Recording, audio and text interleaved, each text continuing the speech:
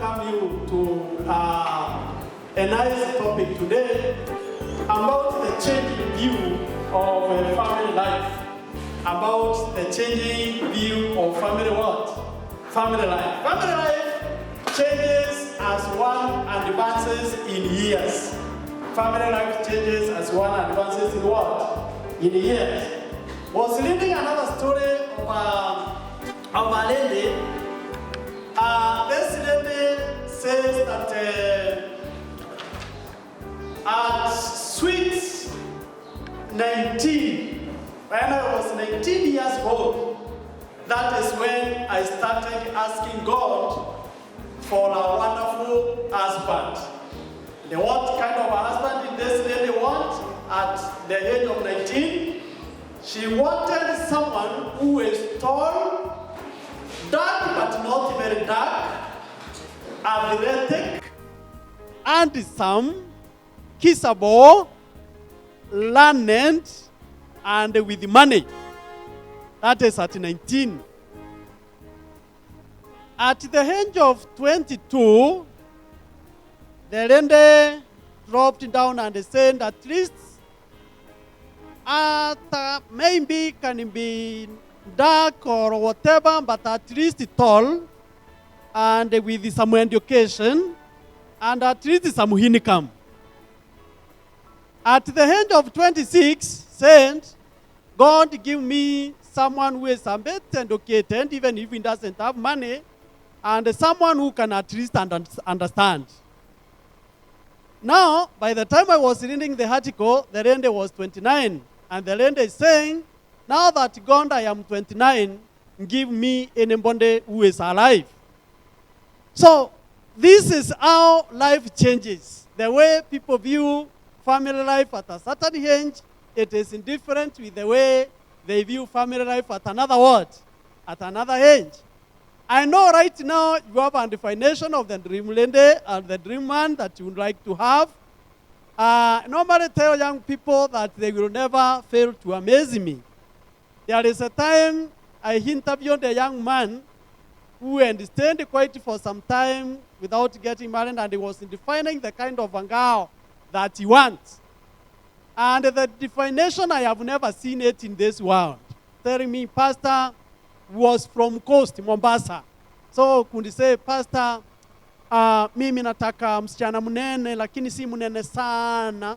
Mwembamba, lakini si mkonde kama mtu mgonjwa. Alafu ana uwezo, yani kiumbe malaika, ameumbwa akaumbika na macho ya kikombe, chupa ya Coca-Cola, akitembea yatembea kweli kweli. Then I looked at the young man and I told him, young man, if that is the kind of a lady that you want, maybe you go and create one. It is the same thing even now when you go into marriage. It is the same thing even when you go into what? Into marriage. I was looking at an article of a couple, and they end a discussion of how they approached code. You know code, eh? Oma. So, the lady was saying how the husband talked the first year, they got married. Was saying, she called the first year of marriage, and this is what the husband said. Oh, my dear, I am really worried about you. You have got a bad sniff, and there is, you have got a bad sniff, and there is no telling about these things with all this flu going around. I am taking you to the doctors this afternoon for a general checkup. And then a good rest in bed. I will be bringing your meals in from town, of course, from a very expensive hotel, quoted here. And I have already got it all arranged with the manager. That is the first year of marriage. Kondi kampata tena the second year. The same husband said, listen, darling, I don't like the sound of that cough. I have called my doctor and asked him to rush over here.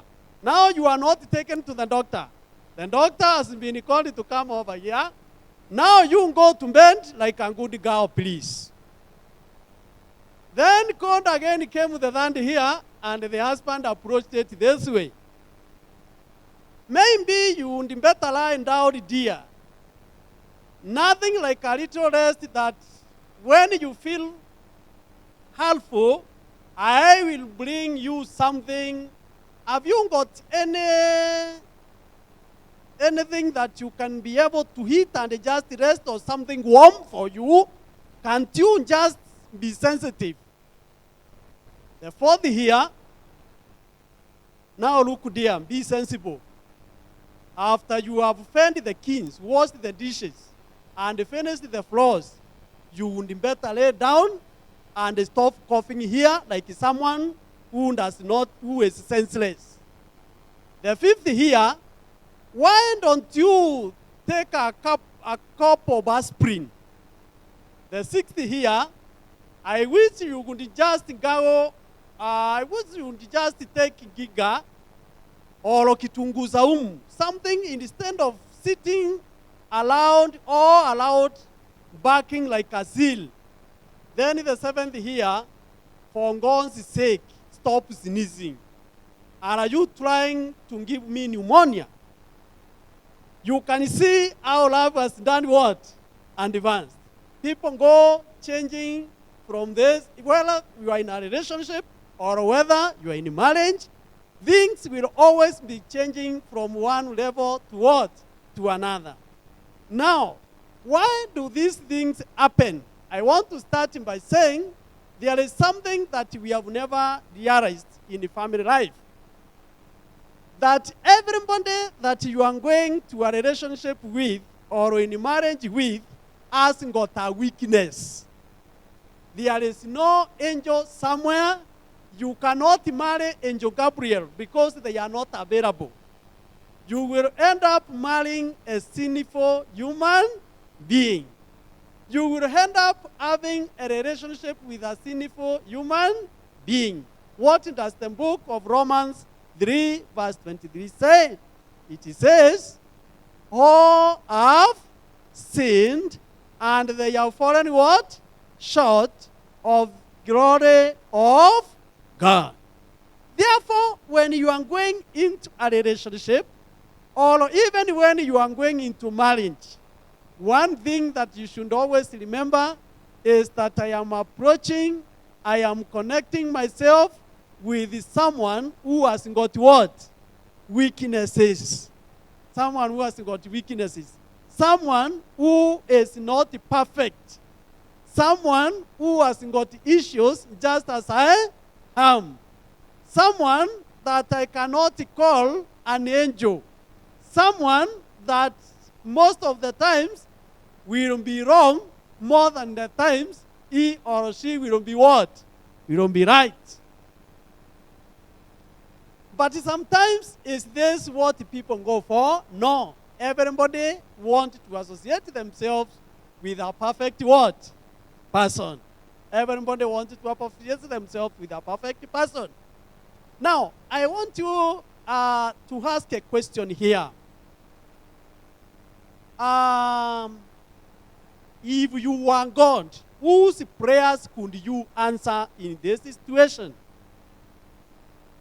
You are not perfect yourself, but you are praying that God gives you a good person. And let me assume you are the good person. And there is someone who is here who is not good, but he is praying that God give me a good person.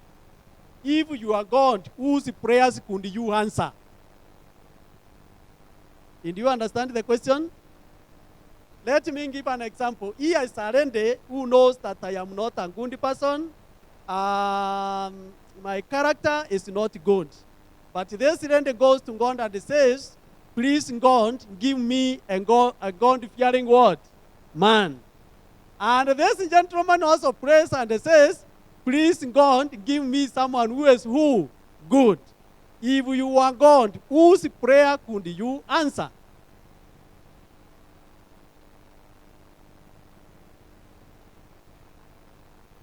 Ungejibu ya nani? Huyu mbaya ndio ungempatia mtu mzuri ama huyu mzuri ndio ungempatia mtu mzuri?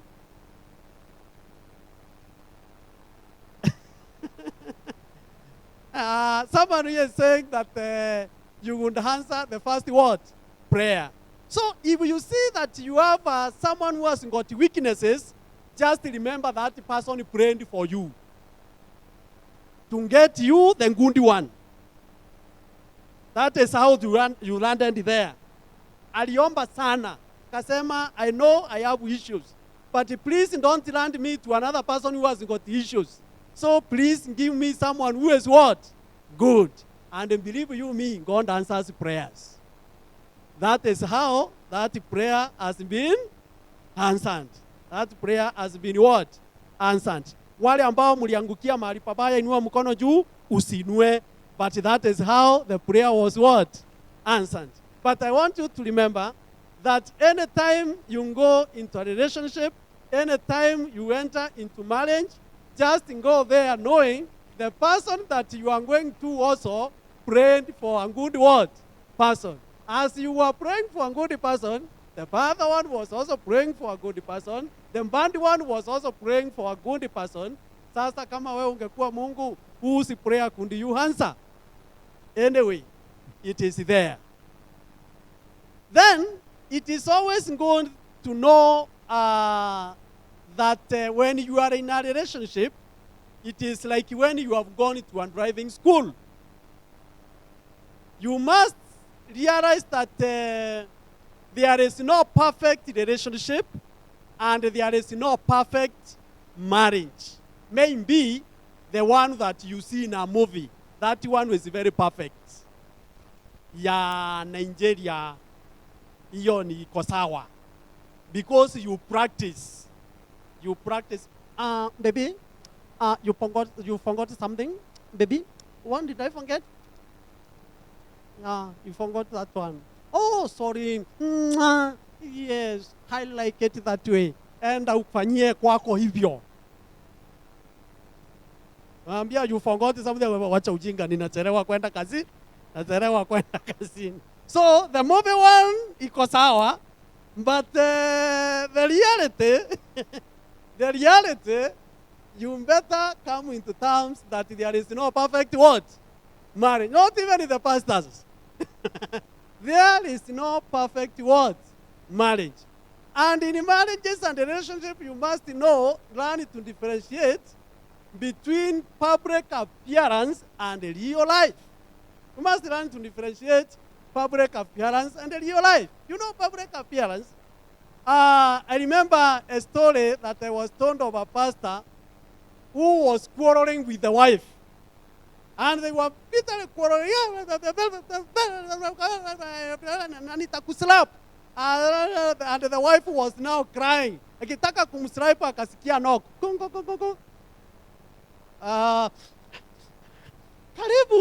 Karibu sana. You most welcome. Kuangalia akaona it is husband and the wife wamekuja kupata usaidizi, nao wamekosana. What do you think the pastor did with the wife? Mungu hapendi kutetetanisha. Mlikuwa mnatetanisha. Hiyo ni bibaya sana. My wife come here. Waambie. And then they canceled the couple and the couple went. The part that worried me is that when the couple went, mama akauliza, tulikuwa tumefikisha wapi tuanzane tena? You can see now. So you may imagine that someone has got a perfect marriage when in reality what you are seeing is only a public what? Appearance. What you are seeing is public appearance. You may imagine that someone was the best girlfriend or the best what? Boyfriend. But what you see, it is just a public what? Appearance. One act because they have come to church. So they can easily act here. Darling, Ani, huko nyumbani ataitana anayeambiwa siasa ririsha. Ukuona tukitupa mkebe kwa dustbin. I was referring to you. Oh. If it is me. But in the church, the ane was there. In public, their name was where? So when you go into a relationship, just know that your relationship or marriage is what? Unique. There is no a marriage that is like the other. There is no relationship that is like the other. Every relationship, every marriage has got what? Issues. There is no perfect marriage. There is no perfect what? Relationship. And I want to tell you, you can endure people who have tried in divorce. They divorce the first wife or husband, then they remarry again, then they divorce the second one again, then they remarry again. If you divorce one person, let me guarantee you, you will end up with more than one husband or more than one what? Wife. Because the problem was not the one who left. The problem was who? Was you yourself. And because the problem has not gone anywhere, when you invite another one, you will come and meet the same problems. And because you have not learned to look at yourself and learn that there is marriage or there is a relationship, even when people are not perfect, then the same problem comes again and what? Again. So there is one rule that you should learn in a relationship or in a marriage. Which rule? When I went for a driving school, they make fun, but they told me, when you are on the road driving, just assume that everybody else is mad, you are the only one who is sober. Na ndio sababu watu wakiobarapu, mimi huwa siobarapu kwa sababu mimi ndio niko sober kwa hiyo barabara peke yangu. Watu wakiniingia mimi huwa nasimama, ninawapatia njia wanapita. Na I don't quarrel kwa sababu I am the only one who is where? Sober there.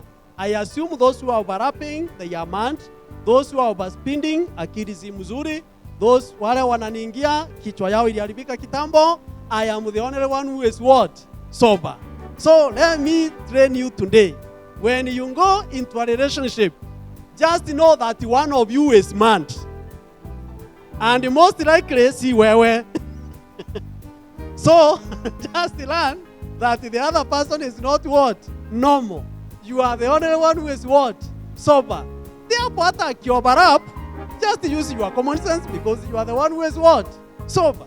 Akioverspend, just use your common sense because you are the one who is what?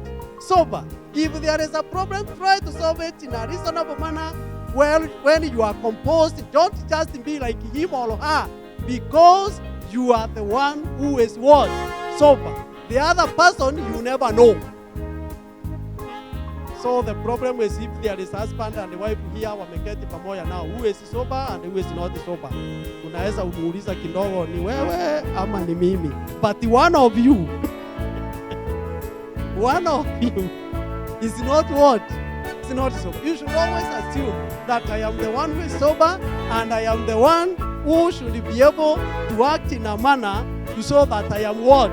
I am sober. Even when there is a quarrel, ule mwingine akiinua sauti, weka yako chini. You are the one who is what? Sober.